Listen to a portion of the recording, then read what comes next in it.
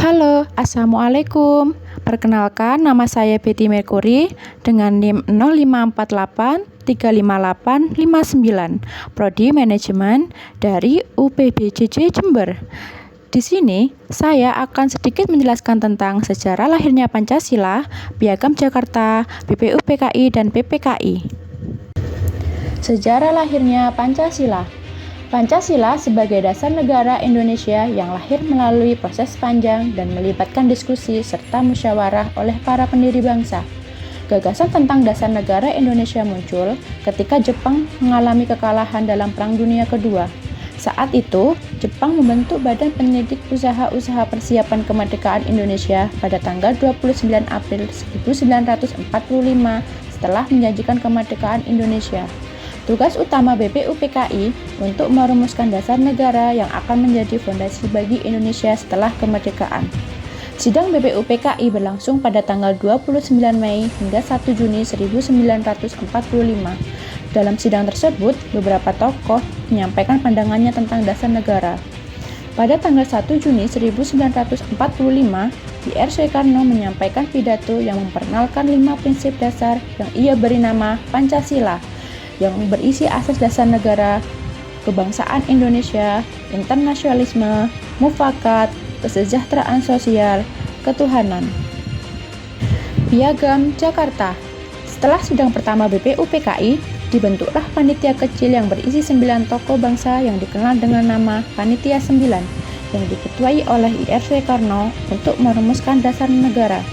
Kemudian, Panitia 9 berhasil merumuskan naskah rancangan pembukaan Undang-Undang Dasar yang dikenal sebagai Piagam Jakarta pada tanggal 22 Juni 1945 yang memuat rumusan 5 sila.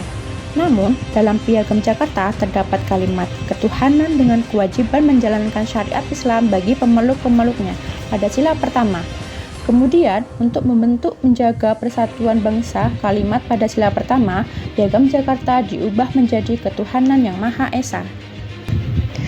BPUPKI dan PPKI adalah dua badan yang dibentuk oleh Jepang untuk mempersiapkan kemerdekaan Indonesia.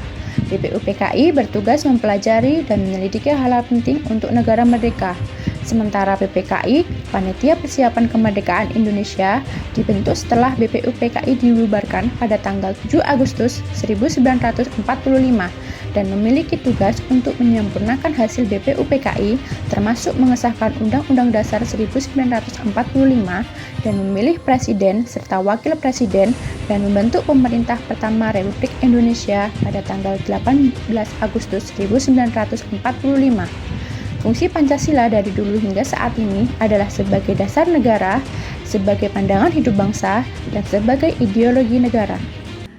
Nah, di era sekarang, nilai Pancasila tetap sangat relevan sebagai pedoman moral dan etika di tengah kemajuan zaman teknologi dan tantangan globalisasi. Kita, sebagai mahasiswa, sudah seharusnya untuk menerapkan Pancasila dalam kehidupan sehari-hari. Kita sebagai generasi muda perlu menunjukkan sikap saling menghormati, tidak memaksakan keyakinan, dan melindungi hak-hak teman dan rekan kerja yang berbeda agama, dan membangun persatuan dengan menggunakan media sosial sebagai alat pemersatu, bukan untuk pemecah belah, dengan menghindari penyebaran hoaks, ujaran kebencian, dan konten sara yang dapat mengancam kerukunan. Dan sebagai generasi muda, harus berani menyuarakan pendapat secara etis dan terbuka, namun tetap mendengarkan dan menghargai pandangan yang berbeda, menyelesaikan masalah dengan musyawarah, bukan dengan bullying. Itulah penjelasan singkat tentang sejarah lahirnya Pancasila, Piagam Jakarta, BPUPKI, dan PPKI. Kita sebagai mahasiswa tidak hanya mengetahui Pancasila, tetapi juga menerapkannya dalam kehidupan sehari-hari. Sekian dari saya, terima kasih.